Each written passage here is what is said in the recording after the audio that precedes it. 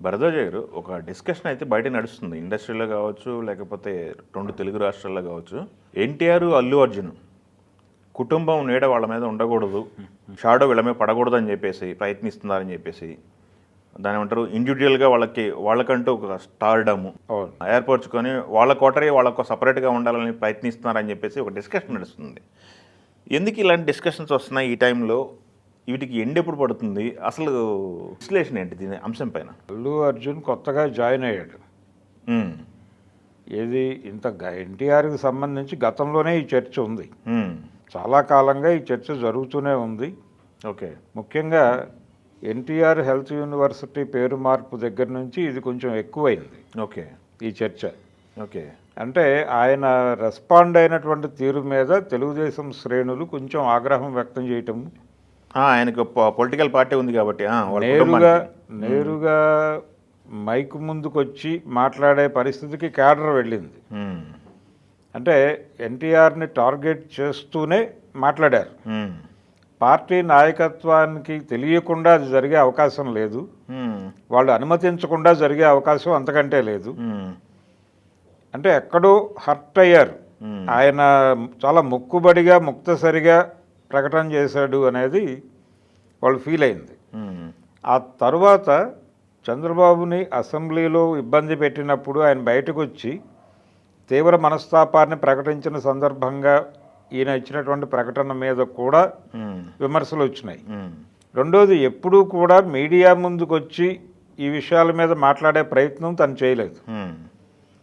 అలాగే ఎన్టీఆర్ శత జయంతి ఉత్సవాల్లో కూడా ఎక్కడా తను కనిపించలేదు. దానికి తన రీజన్స్ తనకున్నాయి. కానీ కనిపించకపోవడం అనేది ఒక మార్క్గా జనాల మనసుల్లో నిలిచిపోయింది. జనాల మనసుల్లో అనే కంటే కూడా తెలుగుదేశం శ్రేణుల్లో రికార్డ్ అయింది అది. ఈ అంశాలన్నీ ఉన్నాయి తనకు సంబంధించి. కొత్తగా ఇప్పుడు ఈ జోన్లోకి అల్లు అర్జున్ వచ్చి చేరాడు. ఓకే, అల్లు అర్జున్ చేసినటువంటి కార్యక్రమం ఏమిటి? అతను రవి ఎన్నికల ప్రచారానికి వెళ్ళాడు. శిల్పారవి ఎన్నికల ప్రచారానికి వెళ్ళటం అనేది, ఎన్నికల ప్రచారానికి కూడా వెళ్ళలేదు తను. తనని కలిసి ఒకే ఒక్క మాట మైకుల ముందు మాట్లాడాడు ఆయన. ఇతను నాకు మిత్రుడు, మంచివాడు, మీతో కూడా మంచిగా వ్యవహరిస్తాడని అనుకుంటున్నాను, ఇంతే మాట్లాడాడు తప్ప ఎక్కడా తెలుగుదేశం పార్టీ గురించి కానీ, చంద్రబాబు గురించి కానీ, పవన్ కళ్యాణ్ గురించి కానీ ఒక్క మాట మాట్లాడలేదు. జగన్మోహన్ రెడ్డి పరిపాలన గొప్పగా ఉందనే మాట కూడా మాట్లాడలేదు. ఎవరి ప్రస్తావన లేకుండా తమ ఇద్దరి మధ్య ఉన్నటువంటి స్నేహం గురించి మాత్రమే మాట్లాడాడు. మాట్లాడి వెనక్కి వచ్చేసాడు. దీన్ని కాంపన్సేట్ చేయటానికి, దీని మీద వచ్చినటువంటి విమర్శల్ని కాంపన్సేట్ చేయటానికి అల్లు అరవింద్ గారు పిఠాపురం వెళ్ళాడు కదా, వెళ్ళి కొంత బ్యాలెన్స్ చేసే ప్రయత్నం అయితే చేశాడు ఆయన. కానీ ఇంకా చల్లారలేదు. నిజానికి ఈ మంట రాజుకోవడానికి కారణం ఈయన ఎవరినైతే గెలిపించమని అడిగాడో అతను ప్రాతినిధ్యం వహిస్తున్నటువంటి పార్టీ 11 స్థానాలకు పడిపోవడం. దాంతో ఒక ఉత్సాహం వెల్లువెత్తి అతను కూడా ఓడిపోయినట్టున్నాడు కదా, ఓడిపోయాడు. అదే ఇది 11 స్థానాలకు ఎప్పుడైతే పడిపోయిందో ఒక ఉత్సాహపు వెల్లువ మొదలైంది. ఈ వెల్లువలు కొన్ని జరుగుతాయి, కొంచెం తుళ్ళింతలు ఉంటాయి. ఆ తుళ్ళింతల్లో భాగంగానే ఎన్టీఆర్ హెల్త్ యూనివర్సిటీ అంటే వైఎస్ఆర్ హెల్త్ యూనివర్సిటీగా పేరు మార్పు, ఆ యూనివర్సిటీ ఆ లెటర్స్ తీసేసి ఎన్టీఆర్ పేరు అక్కడ జోడించారు. దాంతోపాటు ఎస్వి యూనివర్సిటీలో వైఎస్ రాజశేఖర రెడ్డి విగ్రహాన్ని బయటకు తరలించారు. ఇలాంటివి జరుగుతున్నాయి, ఇవి జరుగుతాయి కూడా. అంటే అదొక ఉత్సాహపు వెల్లువ. కొంచెం లాజిక్ని మించి జరుగుతాయి, ఇవన్నీ లాజిక్ని పట్టించుకోకుండా జరుగుతాయి. అందులో భాగంగానే ఇప్పుడు అల్లు అర్జున్ని టార్గెట్ చేస్తున్నారు. ఇతనికి సంబంధించి గత చరిత్ర లేదు. రెండోది, మొన్న జరిగినటువంటి సెలబ్రేషన్స్ ఉన్నాయి. పవన్ కళ్యాణ్ చిరంజీవి గారి ఇంటికి వెళ్ళినప్పుడు జరిగిన సెలబ్రేషన్స్లో వీళ్ళు ఎక్కడా కనిపించలేదు. అల్లు ఫ్యామిలీయే కనిపించలేదు. కనిపించకపోవడానికి కారణం ఏమిటి అనేది కూడా ఒక డిస్కసివ్ పాయింట్గా మారింది. మారి ఆ రోజున తను శిల్పారవి కోసం వెళ్ళటమే దీనికి కారణమా అప్పటికే ట్వీట్ చేస్తున్నాడు అల్లు అర్జున్. ఏది పవన్ కళ్యాణ్ గెలుపుని హర్షిస్తూ ఒక ట్వీట్ చేస్తున్నాడు. అయినప్పటికీ అది పట్టించుకోలేదు. ఈ ఫంక్షన్లో కనిపించకపోవడంతో ఆ రెండు కుటుంబాల మధ్య గ్యాప్ వచ్చేసింది. ఇవన్నీ బయట మాట్లాడేస్తున్నారు. అందులో భాగంగానే తను ట్రోల్ అవుతున్నాడు అల్లు అర్జున్. ఎన్టీఆర్కి ఇది కామనే. రెండోది, ఎన్టీఆర్ పేరు తరచూ ప్రస్తావించినటువంటి ఇద్దరు ఈ ఎన్నికల్లో ఘోరంగా పరాభవానికి గురయ్యారు. కొడాలి నాని కావచ్చు, వల్లభనేని వంశీ కావచ్చు. దీని ప్రభావం వాళ్ళు, అంటే కొడాలి నాని ఓడిపోవడం, వంశీ కంటే కూడా కొడాలి నాని ఓడిపోవడం అనే దాని ఇంపాక్ట్ క్యాడర్ మీద ఉండి ఆ ఉల్లాసంలో, ఆ ఉత్సాహంలో ఎన్టీఆర్ని కూడా ముగ్గులోకి లాగి మాట్లాడుతున్నారు. సో తను దీన్ని అవాయిడ్ చేయాలని చాలా కాలం నుంచి ట్రై చేస్తున్నాడు ఎన్టీఆర్. అంటే కుటుంబానికి సంబంధించిన కార్యక్రమాలకి, పార్టీకి సంబంధించిన కార్యక్రమాలకి దూరంగా ఉండాలి. ఏదైనా కష్టం వచ్చినప్పుడు మాత్రం వెళ్ళి నిలబడాలి అన్నట్టుగా తను వ్యవహరిస్తున్నాడు.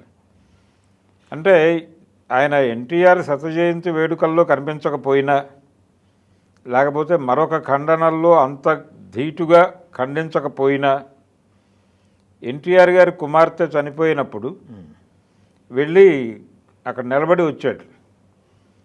ఇలాంటి, అంటే కొంచెం కష్టాలు ఉన్నప్పుడు మనం వెళ్ళి నిలబడదాం, మిగిలిన టైంలో కుటుంబానికి సంబంధించిన వ్యవహారాల్లోనూ పార్టీకి సంబంధించిన వ్యవహారాలకి కొంచెం దూరంగా ఉందాం అనేది ఏదో మెయింటైన్ చేస్తున్నాడు అతను.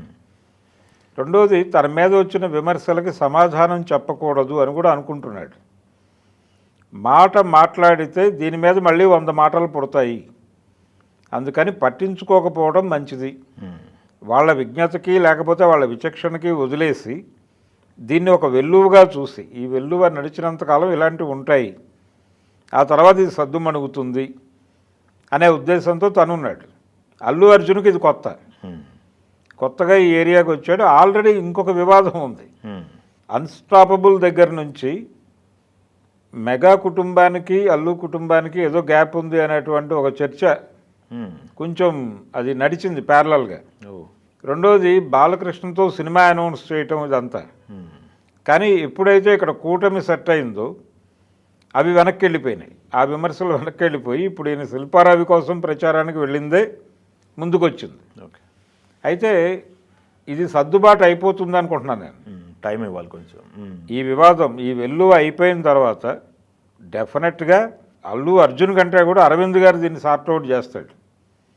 చేసి వెళ్ళి ఒకసారి చిరంజీవితో మాట్లాడితే సెటిల్ అయిపోయే వ్యవహారమే. ఇది టీ కప్పులో ఈగలాంటి గొడవ, అంతకు మించి దీనికి ఏ రకమైనటువంటి ఇబ్బంది లేదు అతనికి. రెండోది, దీన్ని ఎక్కడి దాకా తీసుకెళ్తున్నారంటే, రేపు కూటమి ప్రభుత్వం ఏర్పడిపోయిన తర్వాత గతంలో జగన్మోహన్ రెడ్డి అధికారంలో ఉండగా పవన్ కళ్యాణ్ సినిమాలకు ఎలాంటి ఇబ్బందులు అయితే కలిగించారో అక్కడ, అలాంటి ఇబ్బందులు పుష్పకి కలిగించబోతున్నారా, పుష్ప పార్ట్ 2కి. అలాగే దేవర సినిమా రిలీజ్ కావాల్సి ఉంది, ఆ సినిమాకి కలిగించబోతున్నారా దాకా మాట్లాడేస్తున్నారు. డెఫినెట్గా ఆ పరిస్థితి ఉండదు. అంటే వీళ్ళ మీద, సినిమాల మీద కక్ష సాధింపు ధోరణి డెఫినెట్గా తెలుగుదేశం ప్రభుత్వం టేకప్ చేయదు. ఎందుకంటే దీని ఇంపాక్ట్ వేరుగా ఉంటుంది. అందుకని డెఫినెట్గా ఆ ప్రయత్నం చేయరు. వాళ్ళని టికెట్ల రేట్లు పెంచుకోనివ్వకుండా చేయటమో, లేకపోతే మేం చెప్పిన రేట్లకు టికెట్లు అమ్ముతున్నారా లేదా చెక్ చేయడానికి తహసీల్దారులను పట్టుకెళ్ళి అక్కడ కూర్చోబెట్టారు. ఆ రోజున భీమ్లా నాయక్ సినిమా రిలీజ్ అయినప్పుడు టికెట్లు చెప్పిన రేట్లకు అమ్ముతున్నారా లేదా చెక్ చేయడానికి తహసీల్దార్ స్థాయి అధికారులను తీసుకెళ్ళి కౌంటర్లో కూర్చోబెట్టారు. ఆ లెవెల్ ప్రయత్నాలు అయితే వీళ్ళు చేయరు. కాబట్టి ఇదంతా టీ కప్పులో తుఫాను గొడవే. ఇవన్నీ నెమ్మదిగా సద్దుమణుగుతాయి, ఎవరి యాక్టివిటీలోకి వాళ్ళు వెళ్తారు. ఇది ఒక అంటే కూటమి సాధించినటువంటి మహావిజయం. ఈ మహావిజయం తాలూకా వెల్లువ నడుస్తోంది. వెల్లువ వచ్చినప్పుడు తల వంచి అది వెళ్ళిపోయిన తర్వాత నిలబడి ముందుకెళ్ళటమే.